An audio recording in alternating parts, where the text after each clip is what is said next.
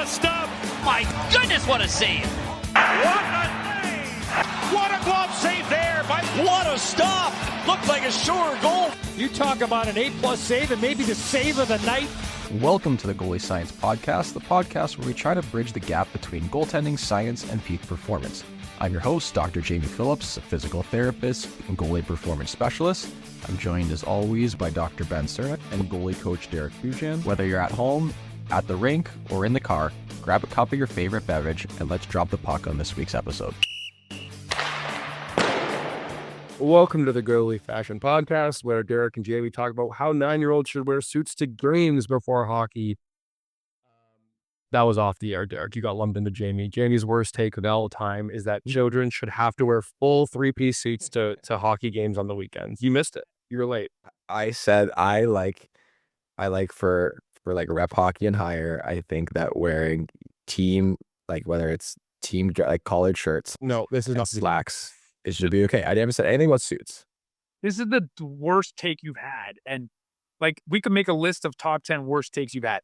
You are like, it's so obvious that you have no children that you are going around talking about 9-year-old. You. My kid can't take his pants off without the beat side out. He's walked out of games with his shirt inside out and backwards. And you think my kid is putting on a suit after a game? No, I never said a Yes, suit. you did. I said dress. I said a collared shirt. Like when you go, if you take Weston to go golfing, is he gonna wear a golf shirt? I take Weston golfing. He's wearing a t-shirt that says, "I'm a sniper" on it or something. Some sort of Fortnite character that I have absolutely no idea. Going to a economy 9-hole. He's 9 years old. That you know what, I'll. This is not a hill. This is what I had to. But this is an opinion that I had, because even when you leave, even like I talked about, we had this talk with Stefano on here. We have teenagers who are 15, 16, 17 going to college show chases that are showing up in Crocs. And They're idiots. They're I know, idiots. I think when you're young, if your team, if it's part of the budget, your team should just get like a golf shirt. That's so you wear on game day. Is that little golf shirt with your team logo, and you wear your team jacket that you get. Okay, Ben, we're going to earmark this episode. Yeah. And when Jamie has a kid, Come back to this. we're going to come back to this. And we're going to show him this. And he's just be like every other pod, he's going to be, yeah, I'm wrong. I agree. And I shun myself. See, you guys are acting like I'm going to let my child play hockey, which is obviously not going to happen. And on that note, let's get into what we're talking about. My kid is going to play in an early 2000s reenactment emo band, and they're also sure play garage shows, and it's going to be sick. It's going to be Taking Back Sunday, Silverstein, and My Chemical Romance covers only. I will buy that t-shirt. Yeah, I'd also buy that t-shirt. It's the only golf shirt, though. Anyway, Jerry, when your kid becomes a junior Olympian in the javelin or and there's dual national competition between the U.S. and Canada over their rights, we'll be tuning back into this episode too. Okay, this week we're gonna do something that we do every probably 10, 15 episodes, which we call a mailbag episode. Jamie, someone, myself, Derek, this time puts out questions into the internet and sees what people want to hear about or hear us talk about a little bit. And I know that there was a couple moving forward. And one of the first ones, since I got the list a little bit earlier, was what the heck is going on with the CHL already? Obviously, we've seen the chaos happening. I don't want to talk too much about it, but I did want to open the door to see if anyone has any takes on this. Is all we've talked about for like a month now. So takes? Cool. Well, before I'm going to chime in, because I think like Derek's got some good ones, but we've already seen some people leaving BCHL, going to Major Junior. I had a conversation. It's with an ACHA coach, because they were asking about like they're looking at things, and it's a big trickle down effect. And I think the one thing that you might actually, Derek, I think, was it Ben? Do we have actually? You take for granted how many Canadians play Ncaa hockey. It's a lot of Canadians, and it opens up the door. The trickle down is like serious into this right now, because unfortunately it takes leagues like the NA and to a lesser degree, the NCDC. But then you look at teams like the Manitoba, Saskatchewan, the Ottawa Junior Leagues, like all of those tier 2 junior A leagues are now in a tough spot because we just opened up the possibility for 1,200 new kids to take spots in NCAA hockey. And I don't think we really talked to us on the last pod. It does potentially hurt more American players than it does on the Canadian side if import rules don't change depending. If it's open and everyone can have as many players from any nationality as they want, then it doesn't matter. But if certain leagues still have limits on how many players they can have. One thing I did not know the answer to is there a limit on American players in Major Junior? I mean, so I don't think I didn't think so either. I thought it was just Europeans. the only limit I know of is 20-year-old limit. And imports and your 2 imports. Your 2 North American, your imports. Okay, yeah. That's what I thought. Because I know that there's been some, not, I don't want to call them issues, but there's just been like a logjam for some teams who have like 3 European players who could all be playing, but there's no physical spots. And obviously people are maybe not aware of the fact that a few years ago, the CHL changed their European goalie rule. They went back to the old way where you're allowed. Because that experiment went well. Were they keep heroes out for 2 or 3 years? Yeah. Yeah. Well, that's Grubauer's fault. He ruined everything. Yeah. And those Europeans have to go play and make money in their own pro league. So no. Yeah, no, I think I might be the bad guy here when I say the CHL NCAA rule is definitely going to cater to the CHL goalie going to NCAA, having a longer development path, and the guys that aren't CHL goalies that aren't at that level are going to feel the effects and they're going to end up in U Sport. But it's just a reorganization of where same guys will still play college, just different. It's a reorganization of talent. The talent now just goes to Major Junior. And I don't know why people want to feel bad for those people. I mean, Canadian goaltending development is at an all-time low. Let's not.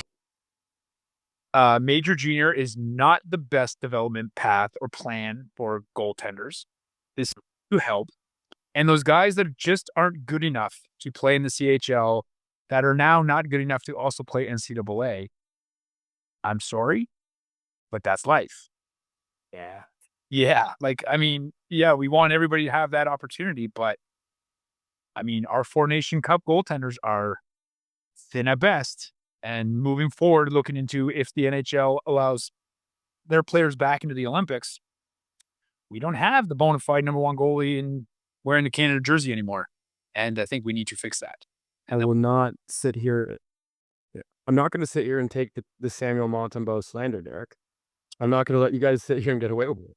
Well, until he stops wearing the most ugly true pads in the history of the game, I will never be a back. That is true. His pads are not very good. I gotta say that.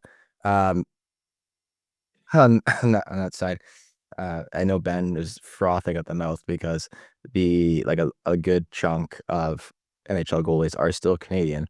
I had this talk on with Trav on the Slang the Biscuits podcast 2 weeks ago. I know, shout out, we can't promote another podcast, but he asked me about it because we were talking a little bit on the American side. And the difference is Canadian goalies don't have that it factor that Carey Price had, that Vasilevsky had. They don't have that it factor where like you just know that they're gonna win. Like you put Carey Price in the net now, you're good. Where a lot of Canadian goalies don't have that it factor at this moment. That's once in a lifetime goalies you're talking about. What do you? Sometimes you drive.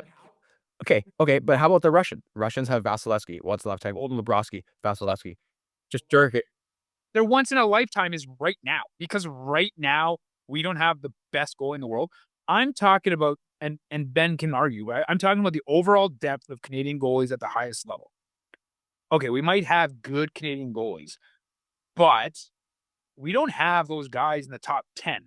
We don't have great Canadian goalies. We have good Canadian goalies. the once in a lifetime guy, Carey Price. That's once in a lifetime game changing, style changing, coaching changing goalie. I'm sorry. Well, yes, Carey Price himself, but I'm talking about the it factor that Carey Price brought. The same it factor that those Russian goalies bring. Yes, right now, but it's that same thing. Or think about even like a Mika Kiprusoff. He had that it factor where you're like, this guy is good. Mika Kiprusoff was good. Don't tell me Mika Kiprusoff was not good. No, that's not what I was saying. I'd like to.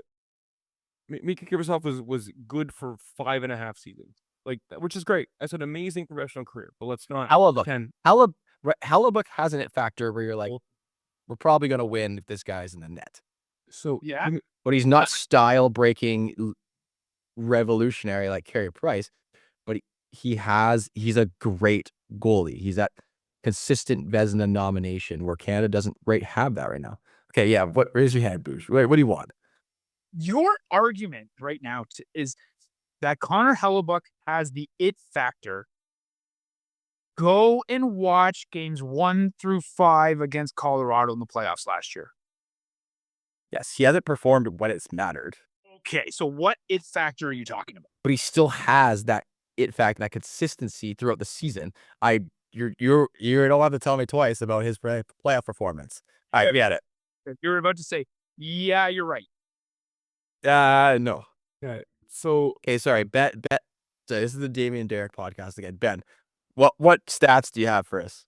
no, I'm just gonna go and say that once upon a time, this was called the Goalie Science Podcast, where we attempted to do a little bit better than yelling about the it factor, Jamie, which has to work.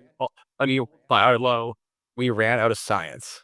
No, we didn't, because it's actually really easy. This is a really good example. You guys are going to be great on, when TNT gets hockey rights and Biznasty retires, you guys have a pathway there to have outlandish takes on TV.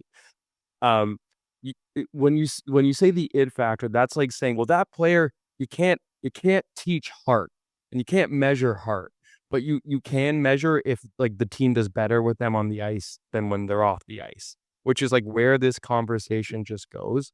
The it factor for Connor Hellebuyck is he gives up less goals than everybody else on average. And when he has a bad 5-game stretch in the playoffs, it sucks, but that's playoffs are pretty random in hockey, and that stinks out loud.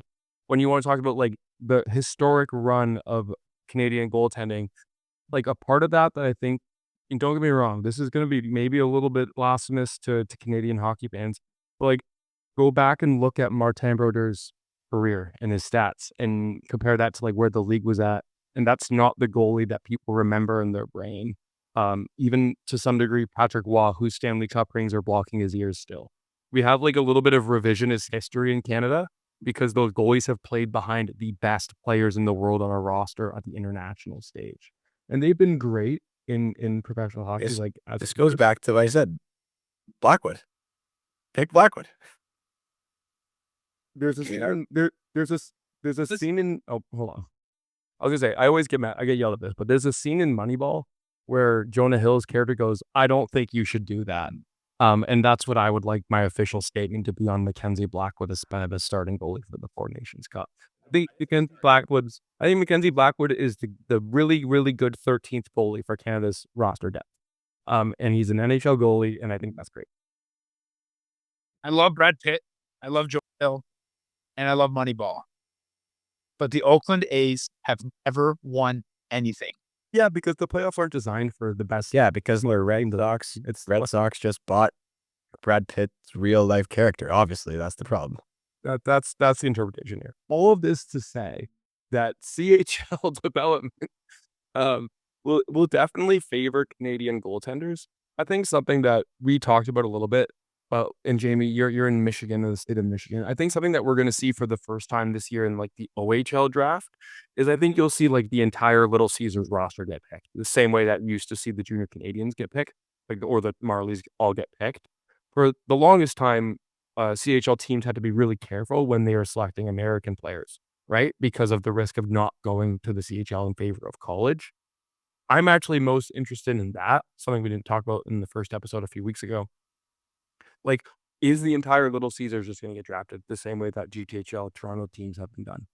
Like, is that You're probably or the LA Junior Kings, or every player from the LA Junior Kings is going to get drafted in the WHL? Like those, you're definitely gonna have an increase in numbers. Yeah. And I think a lot of those like mid-round picks where players are like, not 50-50 mid-round picks towards the later rounds, you're gonna see a lot more Americans go because it's less of a throwaway now because there's no cost. I even forget it. I have conversations where even pre-show, Ben said one of his goalies went to the queue, and I was like, why would he do that?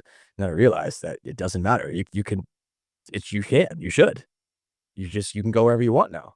And it's hard because my brain, because I still have that mentality of like, oh, Peter Jr. eligibility gone. Why would you do that? Where now it's just like, yeah, draft all these kids. Why not? The one thing about the draft, and this is something that for Canadians doesn't really make sense, but a lot of those American kids have grown up in a system that has not shed any light on the CHL because it's never been a really viable option for them if they want to play college hockey. So there's a lot of guys in Massachusetts. I never say that right ever, but you know what I'm talking about. We got Just you're safe. a lot of guys in Mass, a lot of guys in Minnesota, even like a lot of guys in Michigan that the CHL was never something they thought of because it wasn't pushed through their system. So for a lot of those kids that are playing in the US system, this is new. And they have to now educate themselves on what the CHL can offer them when they have to now decide, do they even want to go play in the CHL because it's an option now, or stay in Minnesota high school hockey, or play prep, or play in the USHL or the NAHL. The whole landscape is completely different. But the biggest thing that moving forward we are going to see, and I think this is a foregone conclusion, is you are going to see USHL programs jump ship and join the CHL. You're going to see massive US expansion of the CHL into places like Boston and Maine and Minnesota. And you're going to see a massive increase in American kids getting drafted. And it's going to make hockey at the highest level of junior stronger. And that's going to have a complete impact on everything. And we still don't know what it's going to look like. There's still some rules that the NHL have to kind of define before we really know what's going to happen. Like right now, Jamie, you know this, that if you get drafted out of the NCAA program, the NHL team holds your rights for 4 years. If you get drafted out of the USHL, NHL team holds your rights for 4 years. You get drafted to the CHL, you have 2 years. Now, if you're a kid who gets drafted out of the CHL and you leave and go play, say, a Bowling Green, does your NHL team hold your rights for 4 years, or do they only hold your right for 2 years? 100%. They're going to change it so that the NHL has the advantage. The NHL is going to change it in any way they can to benefit the NHL. Right? So the NHL will change the rule to benefit what they want. But right now, operate because those are still questions. Sure. And that's just the way it is. The other thing that I've heard kicked around is, okay, let me ask this question. Overnight, if you owned a tier 2 junior A league in Canada, your team valued probably around $1.5 million, right? The second that NCAA rule changed, you lost $1 million. Your team value has gone down. absolutely. Yeah. How is that going to affect things? So go ahead, Ben. No, I think we already talked about that, right? Like it's like, and we're going to call them what they are. There's a lot of teams in junior hockey that operate as a pay to play team. Like it's just an extension of minor hockey. Pay a lot of money in team fees to play junior hockey, which obviously, didn't used to be a thing when Jamie and I played junior, right? There used to be fans at games. That was pretty cool. Like that used to be fun. You could go to a game and not play in front of 17 people, which I think is the average attendance in some OJ teams, like actually 15 people. The OJ was pretty slim pickings when I played there too. Yeah, So. and obviously like the rise of like you can watch any league in the world online at any given moment now is like clearly impacted all those junior teams from a local like fan perspective. But yeah, no, those leagues are just gonna, you're just gonna bleed teams. Like we will see, again, I said this from the beginning, we will see folding of those weaker junior programs. They're just gone. Like they're just not going to run. See, this isn't me countering because it's like we don't know. That's what I thought. That's what I thought, which is what I think. But also, like, there are so many pay-to-play teams already, like too many pay-to-play teams already. Yeah, but there's college hopes for those. And more teams continue to pop up. So if it will really come down to truly a supply and demand. The teams will only get cut if the demand from the players drop. If players are still willing to pay the $10,000 a year to play, they're going to continue because it is a money-making venture for basically everything that's not tier 1, maybe even some, and then let's just say the Ncaa is tier 2, and those players don't pay to play, they pay their billet fees. Yet, I mean, look at a lot of teams, a lot of leagues in Canada that are technically tier 2, they're pay to play. Like, if players are still willing to pay for it, and that's going to exist. If anything, there might be more pay to play because those teams that just lost $1 million in value have margins and things that they need to make up. And again, if players want to pay, it doesn't matter. So I don't know, but I definitely in the short term, I think all systems go in terms of tier 3, even continuing to add pay to play teams because they're still every year. Still, it's actually not that much to buy a tier 3 pay to play USP team. Well, you're still Ncaa. Still opportunities for guys to play hockey after 20 years old. And that's growing, and Ncaa is growing like crazy. Yeah, and U Sport is just going to be a little bit different. Like U Sport will just lose some of those CHL guys, but they'll be backfilled with more tier 2 junior A guys. Like the number of hockey players isn't going to change. So I don't think the number of teams operating will change. I think the value of those teams is going to change, and they might have to change their business structure and recruiting model and maybe mission statement. But like the number of kids playing is still there because I think the biggest benefactor in this rule is ACHA hockey.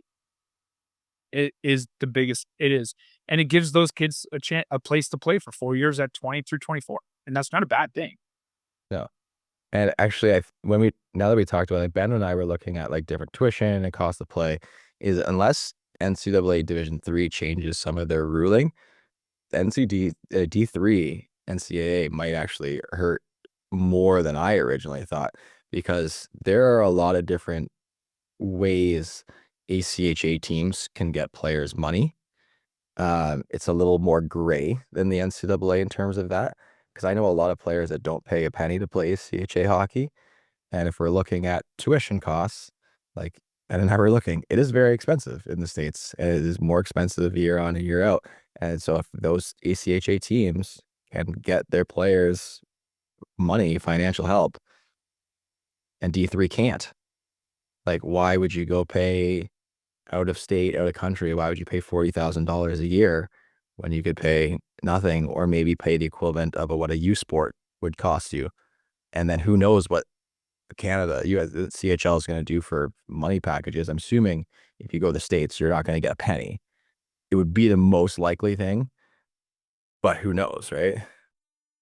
So does this make the CHL team stronger? I mean, financially. Yeah, I think it does.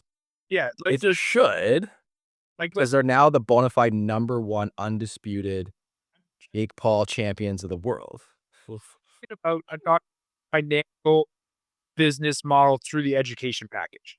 So let's take Jackson Parson, for example. He's a 20-year-old goalie, plays for the Kitchener Rangers in the OHL. He's already come out as he's committed to Clarkson next year to play. Pro Golden Knights. Yeah. So if he's going to Clarkson and Clarkson is going to give him a full ride, because we talked earlier about how now there's full ride opportunities for every player on the team as that rule is now changed. Mhm. Kitchener does not have to pay him his scholarship package. That makes them financially stronger. Way stronger. Yeah.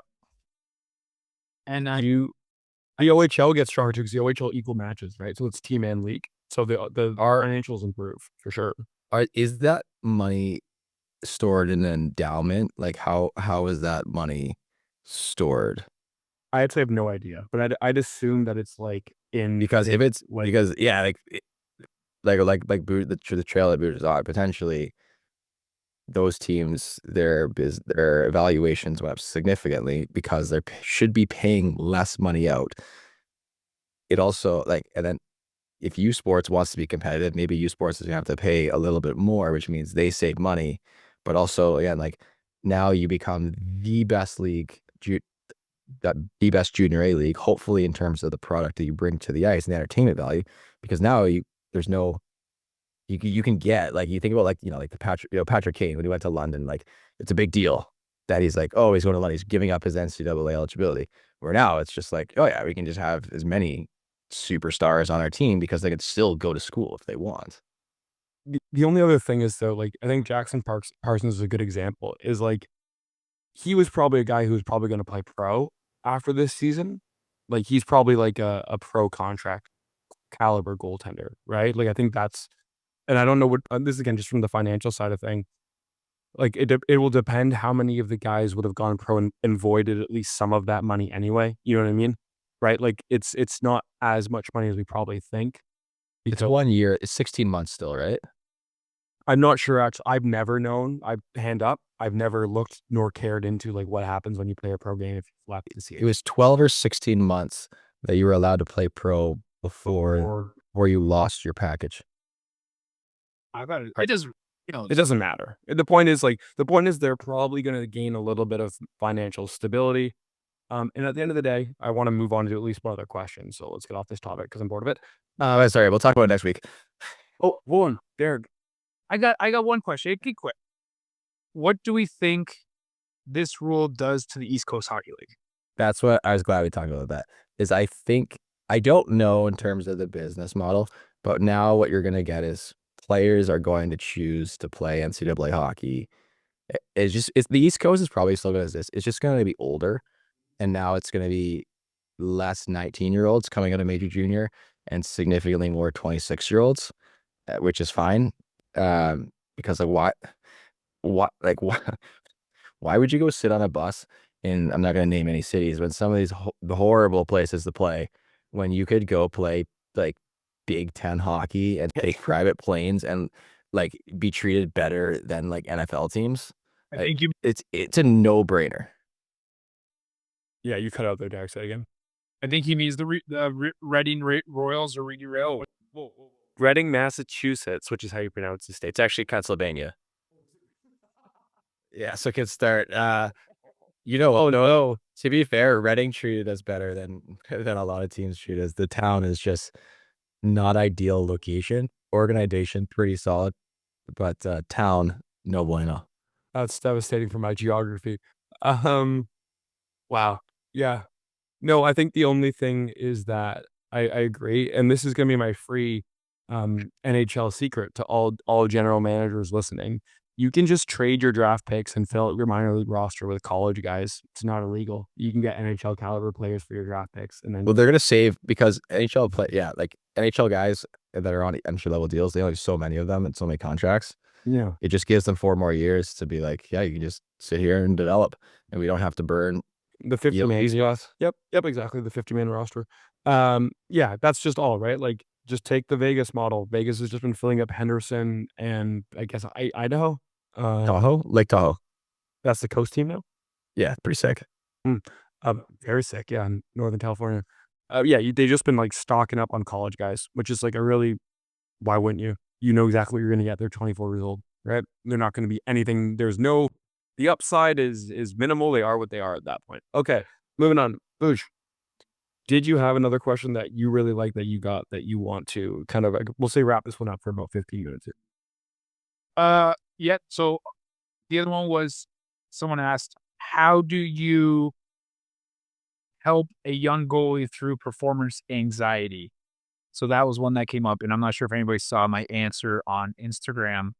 I didn't listen. Wow. I'm glad we're such a tight-knit community.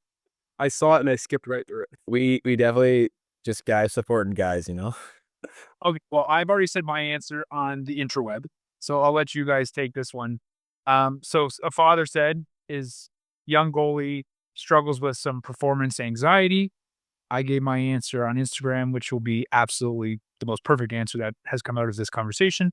But I'll let you guys answer, and then I'll help you through it. And I'll stitch it to this podcast for everyone, and we'll start right now. I think it's a really good question, and I'm not really sure you're going to like my answer, but young goalies don't develop performance anxiety on their own. I think it's projected onto them from parents and adults that prioritize winning.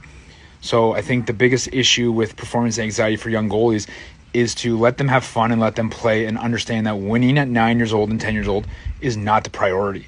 And any goalie that at 9 and 10 has performance anxiety, it is because they feel pressure from adults or their parents or teammates that winning is the priority. So if your goalie does have that, I would remove all types of pressure and try to have them play fun, even if it's playing at a lower level where they can just enjoy the game and develop that love and long-term love for the game. Okay, given my opinion, given the person who suffered horrible performance anxiety, definitely not qualified to talk about this. I do agree quite a bit, Derek, with your take. Usually when I get, like, I would classify performance anxiety, obviously depending on the level of it, as like a serious part of the mental side. I usually just refer to a sports psych because it's not my area of expertise outside of general, like, talking to a goalie, and more for me, like, putting on the physio hat and talking and evaluating and being like, okay, this is outside my scope, here you go. Versus if it was a kid, like, yeah, I just get nervous before games. Well, what kind of nerves? I don't know. I just kind of feel nervous. Well, then that's something that I can deal with. And we could talk a little about reframing, but if I have kids having panic attacks before games, which I've had, that starts to get outside my scope, and it's time for like a sports psych, because there's usually other underlying things impacting that.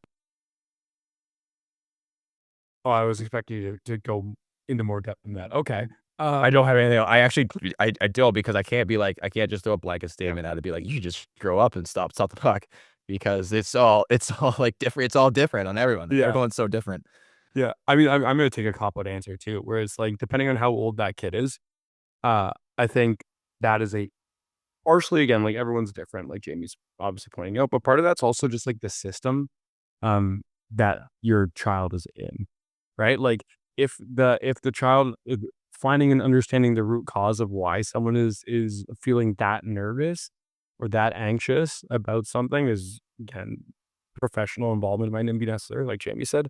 But like, if the reason that the person is that nervous, like, they're scared of disappointing their teammates, they're scared their coach is going to be mad at them, like, there's sometimes something there where you're like, okay, that environment's actually pretty unhelpful, right? Like, I think when listening to you guys talk about being a parent to a goalie in that episode where I got invited on and couldn't make it because you guys did it at an ungodly time when I was at work. But like, one of the things is, like, I don't know, and I said this before, is I don't think we should really be pulling goalies for performance. I think we should do like it like at a young age. Like, I don't think, like, everyone plays bad when you're a little kid. It's just you're a little kid and like something you do is bad. I don't know. Somebody should have. It's like one thing if it's like a safety reason, like you're so tapped out of the game that you should be pulled. And so, like, all this to say, like, if a child's dealing with like significant performance anxiety, like, is it because of the potential consequence of poor performance that is driving it? And if that is, then I think that warrants like a really serious conversation about the system that's taking place. That's kind of like Derek's answer too, where it's coming from, like, whether they're parents or, let's just say, well, even we say like the organization of the system is a system of parents. Well, that's So for the most part, the environment, right? Like, yeah. because Anything else?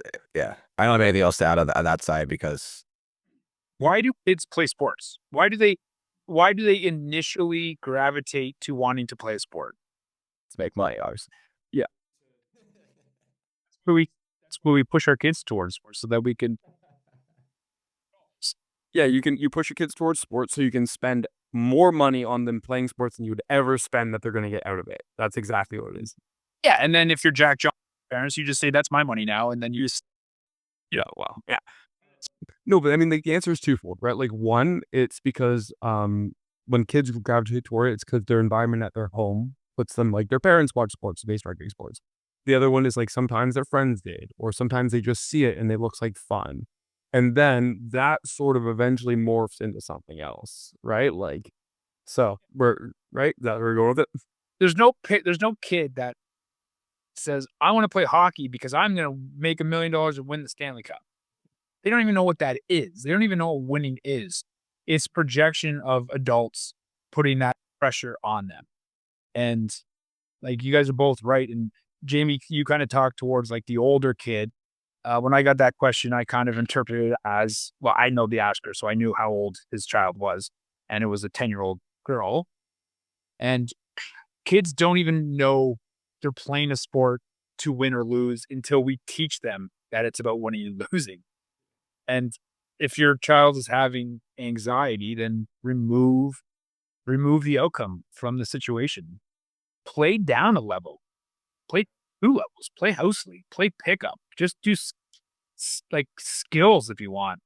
If it's fun, then that performance anxiety will go away and let them develop.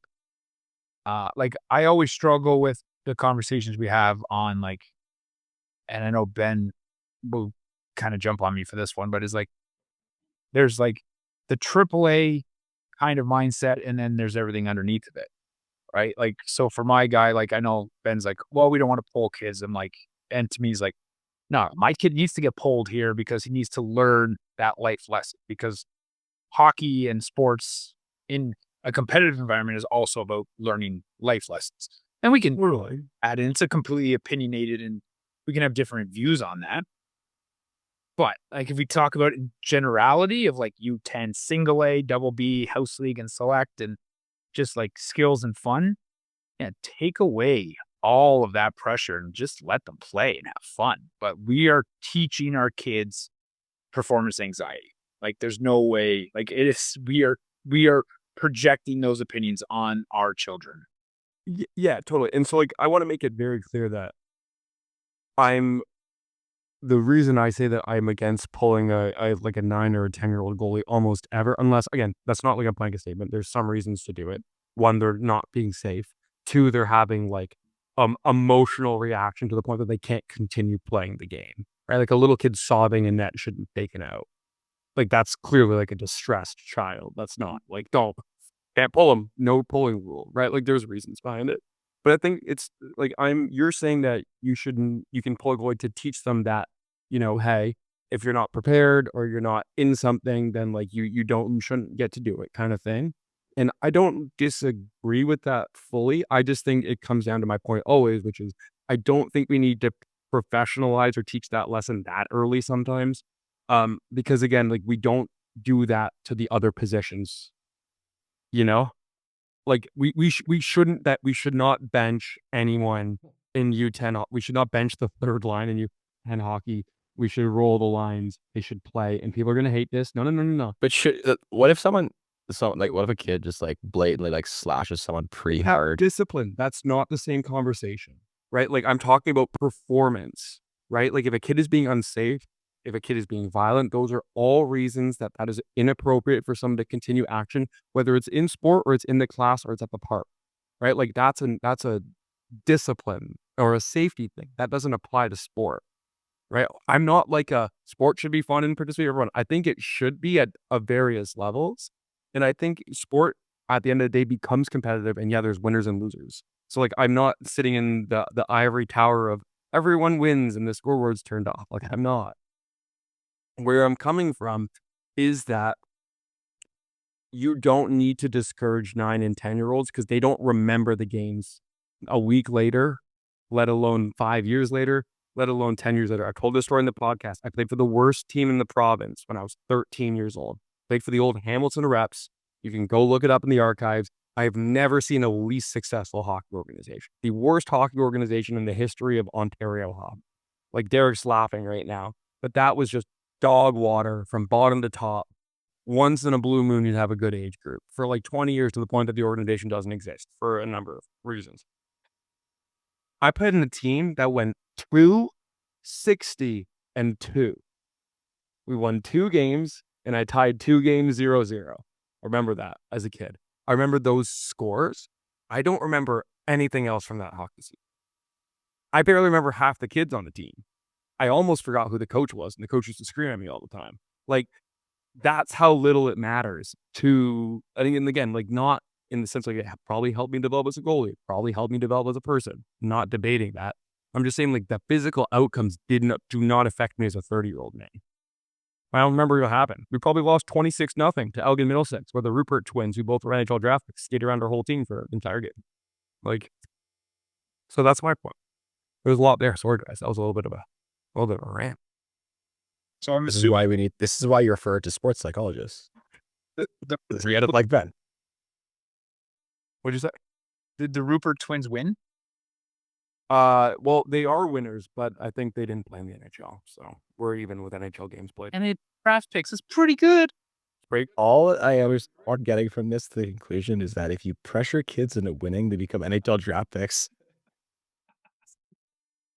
All this to say that, yeah, Derek, I agree with this. Like, like parents and coaches create the environment that children learn from. Like, they don't have develop frontal lobes. They don't have executive decision making functions. But you guys are, it's so easy for you to, I'm going to say it, you two idiots, to have opinions because you have no children. Yeah.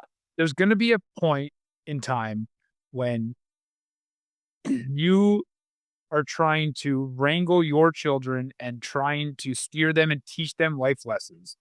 And you will go to their coach and be like, please pull my child because his preparation was terrible.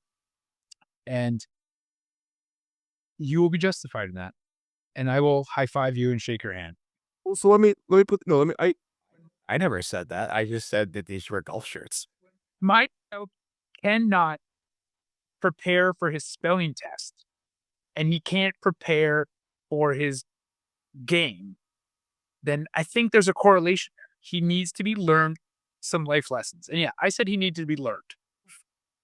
which is why probably you shouldn't be helping him with this spelling. No wonder his spelling is so far. That is okay. I think we should cover one wall that came. No. Because Ben just wants to talk about professionalizing children. And it's going to come to the same thing that everyone until they're U14, there should be no scores. You're right. Actually, we should take away the sticks and the pucks. I'd really some Joe's hands and bring around the rows to get centerized. No, Do not bring up China or any of the Olympic athletes because that will start a World War III. yeah, we don't need that. No, I completely get where you're coming from. Like, it's not like I'm not like, oh no, that doesn't make sense to me. It's also just like I think that's a product of like, okay, so you want to pull him for, let's say, not just Weston, but like you want to pull a goalie because they didn't prepare well, and then the game goes bad. Right? There's just as many times as I'm assuming they don't prepare well, and again, how well a 9-year-old can prepare can obviously vary. But like they can prepare really well and get shelled too, right? So it's not always just like the preparation is the consequence of the action. The problem is we're sitting here also talking from points of like knowledge where Ben is on the academic side. You are from the actual parent side. I am from the some guy on the internet side. But if you give some coaches who are not thinking critically about, athlete mental health and children and stuff, you give them an inch, they're going to take a mile, where if you go in and say, pull my, you're like, yeah, we pull our kids here at U9. When that first shot goes in, the kid's yanked. It's like, then he got on Mike Keane. Then that's where the problem arises. Is like, it's one thing if there's like a long-term plan and you're like, yes, this has to happen on occasion for some reason, but we all know how that manifests in real life. And I've told this story not on the podcast, and I'm going to like really make it less who was involved in this story. But like, I know a story of a goalie at the U9 level. So they were 8 years old, who got troubled in a far away tournament. Like they were hours and hours away from home. pulled in the middle of the second period, and their team played 6-on-5 for the rest of the game. Because they let in like a daydreamy dump in goal, which like NHL goalies let in. Mike Smith. Fair. That's like kind of that's almost like objectively funny though. Yeah. Well, no, it's hilarious, and like until the fact where like the kid quit hockey. That's true. Like the 8-year-olds like he never played hockey again. Like that was, and like this is again, that's an extreme example. Also, such a crazy move. Like it's funny because it's like what are we talking about here? Like that's not a lesson though. You know what I mean? Like you'd expect an 8-year-old or a 9-year-old to not always pay attention. Should they? Yeah. I mean, they're probably doing activity, but like no one's got attention spans these days. Every kid these days is a little bit, or at least we think they're inattentive compared to like what we want little kids to be. But little kids are always like that. So, But like we talked about last week, is if a coach makes decision A, 40% of people love it, 60% of people don't know. If he makes his decision B, 40% of people love it, 60% don't know. Like there's no winning or losing, right? Now, that guy's a donkey. Like that is a stupid decision. But I bet you there's some parents on that team that were like, heck yeah, that kid needs to learn that lesson. Did it work out? No, the kid quit. Now you have no. yeah. What's the lesson to what? But that's what I mean. So like again, I appreciate your comment from last week, Derek, where it's like, you know, your kid's like 10 minutes, 25 minutes before game time, and he's chasing a foam ball down the hallway with his buddies instead of getting ready for the game. Which like on one hand, I'm like, hey, he's having a lot of fun with his friends. That's probably the whole point of the social part of sport. On the other hand, it's like, well, yeah, you got to actually sort of get ready for the game. Learning about preparation for, you know, a game, which is like a spelling test, a pretty good example of like a test at what you're doing. So like if there's two sides of the coin, you're right. Like either way, you're missing a little part of the other side. It's just what, you know, side of the coin do you want to win? So Jamie, 5-minute bonus round. That's all we have time for. One last thought. Go. Yeah, I'll save it. I'll save it for a longer pod. But one thing I thought that would be, well, what we're going to do is we're going to do our parting shots, like hockey shot. Funny guy. You know, I actually stole it from their podcast. It was supposed to be a shot, but we're doing party shots. One thing I thought was hilarious. I hopped on the ice in a session the other day, and the goalie asked me, he's like, so did you do these types of drills when you were playing pro? And I just thought, it cracked me up because when we think about athletes at the highest level and we think about what they're doing on their sport specific training,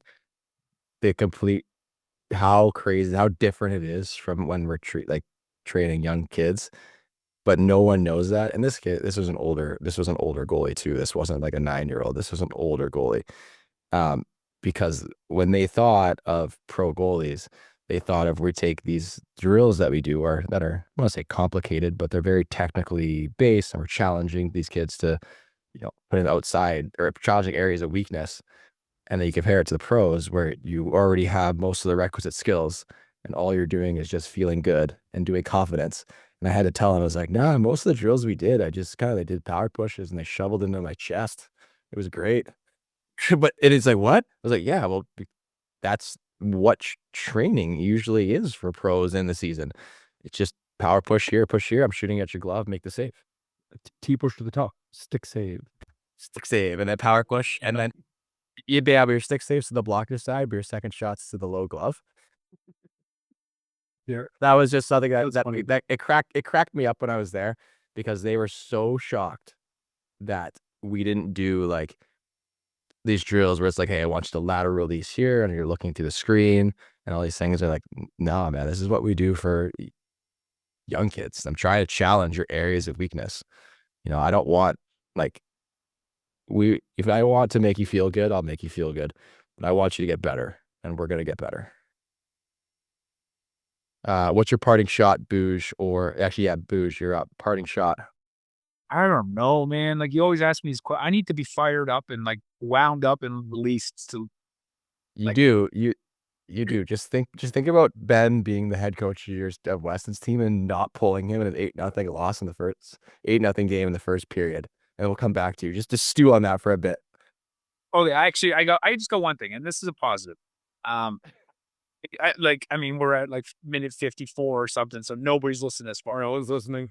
The truth. They stop at 16 minutes. But I can cut this out off YouTube and I'll send it so I get credit for it. But I just want to say big shout out and congratulations to the U10 Haldeman River Kings team today, winning the regional silver stick in Woodstock, Ontario, Canada. Hey. Weston's old team. So me and Westino went for a little car ride. We went and watched, and they beat South Oxford 4-2 in the finals. And big U10 single A silver stick champions of the world. And I know Ben hates that, but they're going to the international silver stick in Richmond Hill in January. And so good luck to a lot of family friends and a lot of kids and fathers and people that we know and we're really close to. So super, super proud of all those guys.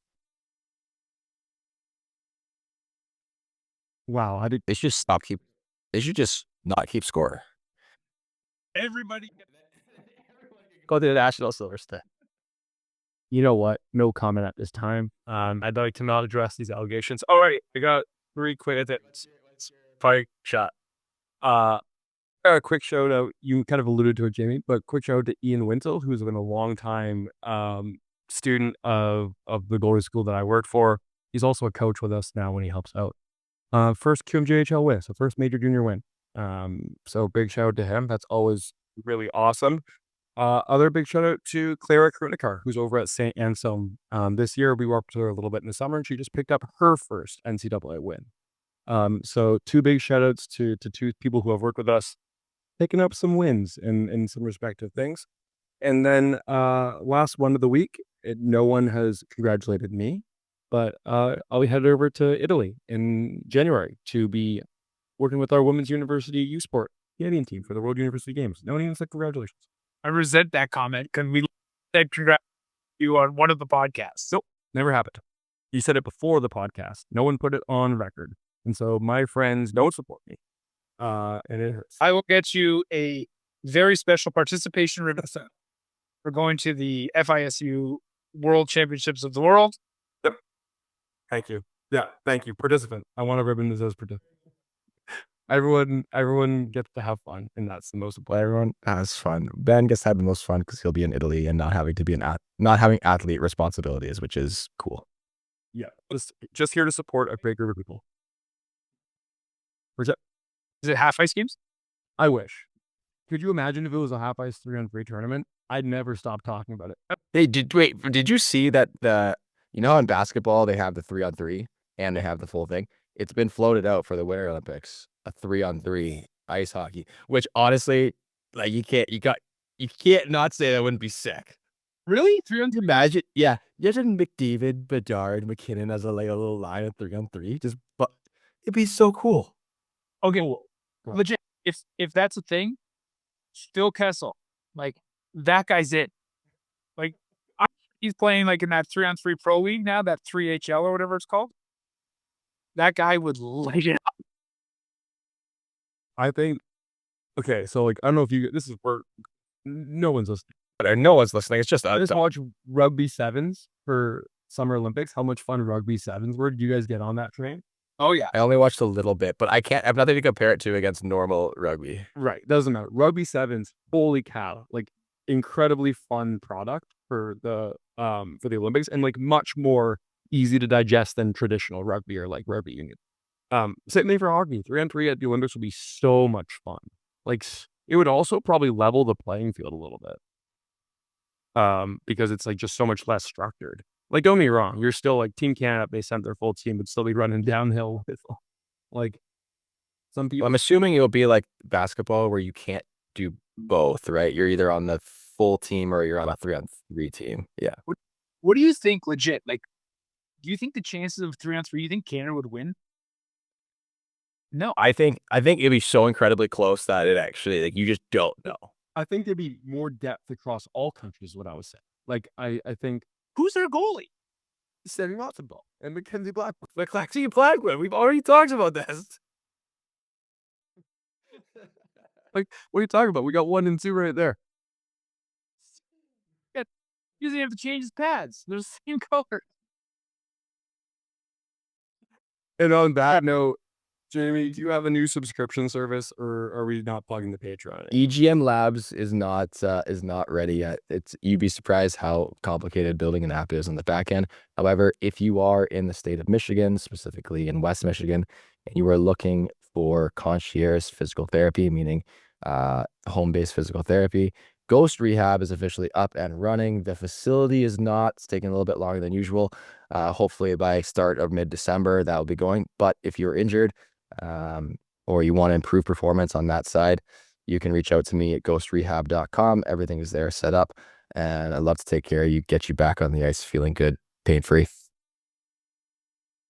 Part of my day is hearing that Jamie is going to have another Instagram account.